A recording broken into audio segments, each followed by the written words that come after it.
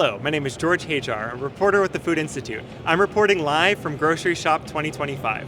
I'm with 𝗟𝗲𝘁 and 𝗂𝗏 𝗂𝗃 of NielsenIQ. And we were having such an interesting conversation just about the state of the consumer today and about a lot of these retail and grocery insights. So yeah, would either of you be able to start talking just about what you're seeing in terms of the state of the consumer? Yeah, sure. I'll start with a view of where consumers are at today. It's been a wild couple of years for consumers. The landscape has changed so dramatically from 2020 with COVID into the post-COVID era, and consumers have changed along with it. It's been really interesting to watch these kind of small but really important changes in consumer behavior over these last several years.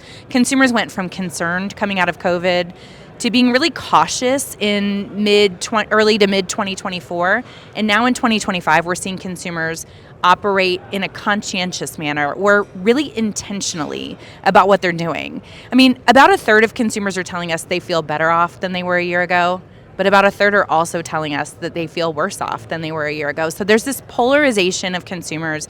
The one thing that's common across consumers in every environment is intentionality.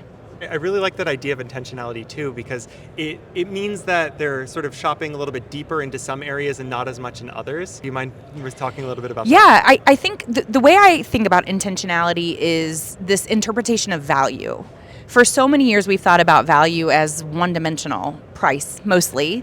And what we're seeing with this intentional consumer is no matter where they're shopping, they're defining value differently based on the need state, based on the category, based on the day of the week they're shopping in the outlet they're in. So it's a really big challenge for our grocers in particular to figure out how to meet that intentional consumer where they are and really be that source of what they need at that time. And when it comes to the actual channels that they're shopping in, like mass, like traditional, convenience, dollar stores, do you find that there's any winners right now when it comes to the most salient consumer type?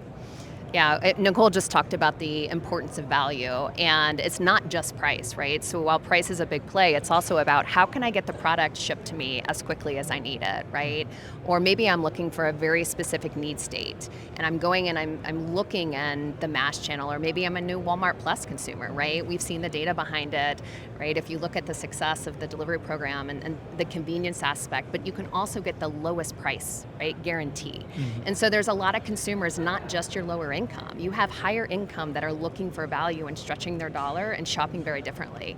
Even stores like Aldi, right? Tremendous success. They just launched their new private label brand with their refresh, and they're capturing more consumers and baskets than ever, right? And then you look at online, right? Across the board, why digital is the heart of everything, and it's driving the opportunity to find the quickest price, right? The best price right away, along with convenience play. So, you know, the channels that are winning through that, along with the price and the value of the lower income shopper with dollar, they are absolutely capturing more of that budget. And they're capturing more of the higher income that are looking for supplemental plays of, I want a lower price candy bar, right? I'm looking to, you know, have a party for my son and thinking about ways that they can save that dollar and stretch that dollar.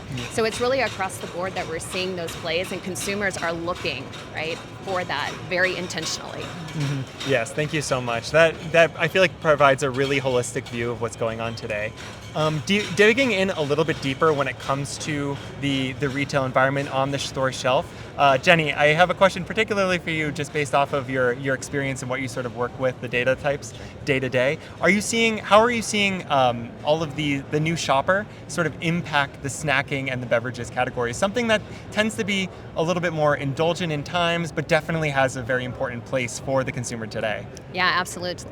You know, everyone still loves to indulge, right? But the definition of indulgence is different. So if you want that sweet treat, you're still going to purchase that sweet treat, right? But if you're looking for a sweet treat, but maybe it looks a little different on the healthier side, the high protein snacks and indulgence are very big right now, right? 𝗏𝗏𝘁 is a brand that's seen tremendous success in the way that meat snacks has grown through the distribution of that.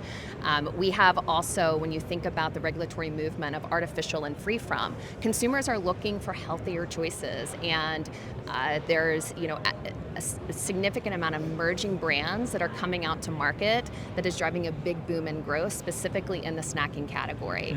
And then you have beverages, right? Think about functional beverages. It is a $30 billion business, and it is keeping the beverage category alive and healthy and growing.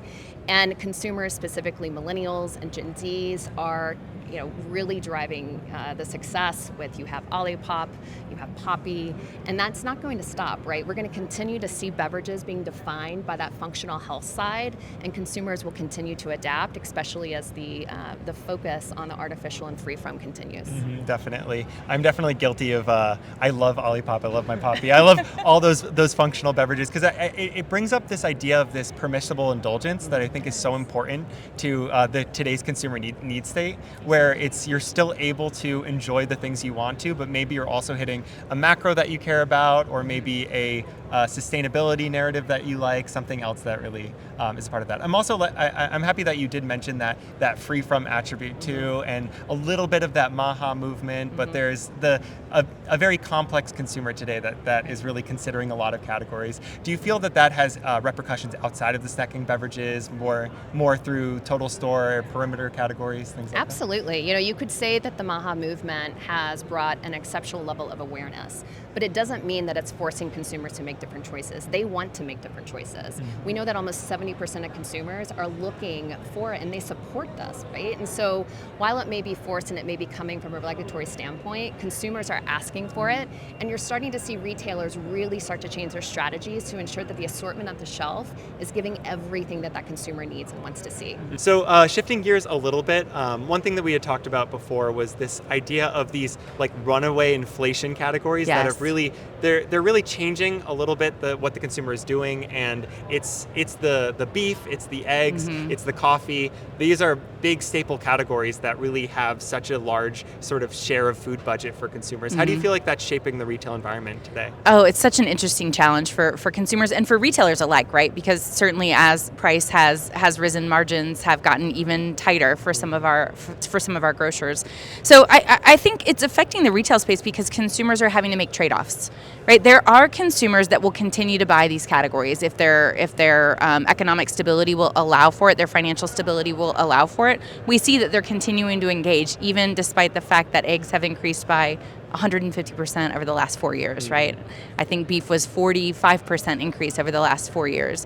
So there's some crazy things happening there. But what you're starting to see too is this lapse in say-do ratio for consumers. So they're telling us that they want to buy a certain way, but their budgets or their financial restraint may not allow them to buy in a certain way. So we do see consumers trade off, for example, on things like eggs into other protein categories that might better fit their budget. And I think the proteinization of the center store with so many of the indulgent and more stable products is really changing consumers' ability to access those same health goals with different categories. Yeah, and you bring up a really good point, because there's the things that the consumer says and there's the things that consumer does. And one thing I like about Nielsen is that they have that like POS data, they have a lot of that hard data that really I think makes it easier for it enables these retailers to make these businesses. Decisions. As our retailers are trying to figure out how to meet this intentional consumer where they're at, that's the best thing they can do. I mean, measurement is at the core of every successful engagement between a retailer and a brand. It's so important to everything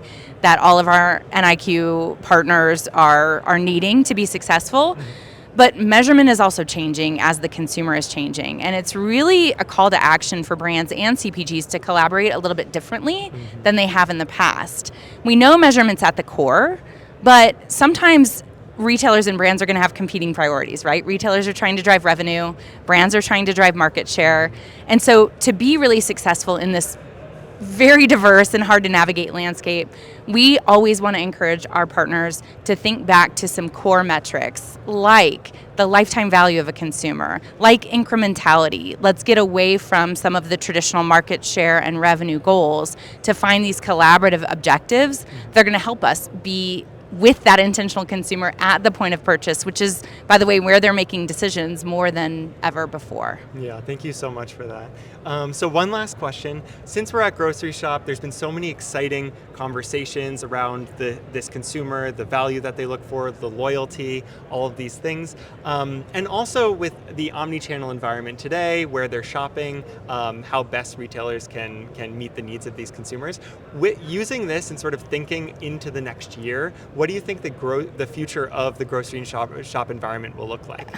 That's a good question. I wish I knew the exact answer, but But I do feel like the landscape is going to continue to change. We know over the last year that online purchasing in FMCG actually stole 3 share points away from in-store purchasing in FMCG. That said, in-store purchasing is still driving 77% of FMCG volume. So it's still such a critically important part of what consumers do and how retailers need to respond to consumer actions. So I feel like if I look ahead to Groceryshop a year from now, maybe everyone has unlocked the critical e-commerce profitability problem. I don't know that it can turn around that quickly. It's a hard one to solve. So I would say that our retailers really need to think about how to double down on in-store and not lose sight of where the volume is, but have an eye to where the consumer needs to find them. So if I go back to some of the consumer trends we're seeing, and we think about that intentionality of the consumer, they're more informed and educated than they've ever been before. And the retailers that are going to win are going to be those that can help that consumer define value in the context of their retail environment, whether that's online or in-store, right? That's the important piece.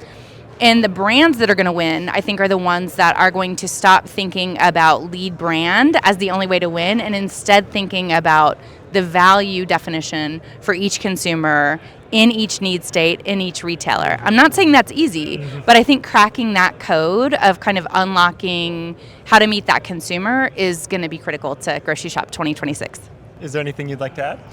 I'll just add, when you look at the growth rates right across the store, perimeter and fresh is growing significantly, and some of the health need states, and just continuing to keep your eye on the ball is how do you continue to bring that to center of store, right?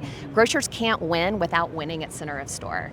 And the importance of redefining that need state and ensuring that you have the assortment that everyone is looking for at the price they're looking for, right? We're going to continue to see private label grow as well. It's not going anywhere, right? Retailers are going to double down. They're going to continue to protect their margin. And if you're a big brand, you have to ensure that your portfolio is now lining up, and the trial and the repeat and the experience that you offer is even better than those private label options, right? And you're thinking about the strategy to help that retailer win.